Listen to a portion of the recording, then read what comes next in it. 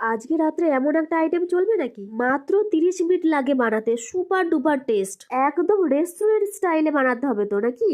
তো সবার ফার্স্টে ছোলার ডালগুলোকে ভালো করে ধুয়ে আমি এখানে কুকারে দিয়ে দিচ্ছি সেদ্ধ হওয়ার জন্য।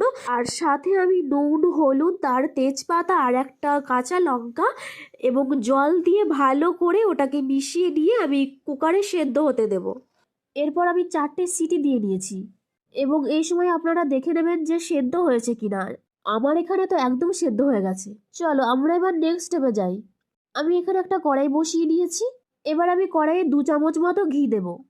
ঘিটা পুরোপুরি তেল হয়ে গেলে আমি এর মধ্যে দিয়ে দেব 1 চামচ মতো হিং এবং সাথে আমি টমেটো কুচি। এরপর গুঁড়ো মশলাগুলো আমি এখানে এক এক করে দিয়ে দেবো, যার মধ্যে থাকছে হলুদ, লবণ, লঙ্কা গুঁড়ো, জিরে গুঁড়ো, ধনে গুঁড়ো সব একসাথে। এবার এটাকে দিয়ে ভালো করে নাড়াচাড়া করে নেব।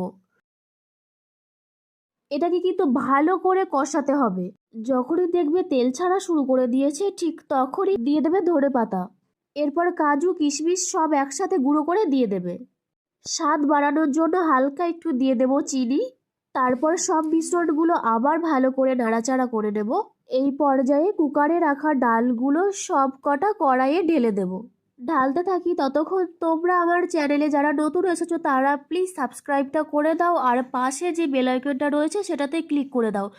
আর তোমাদের একটা লাইক আর একটা শেয়ার কিন্তু আমাকে উৎসাহ করে যে আরও নতুন নতুন রেসিপি তোমাদের কাছে আনার।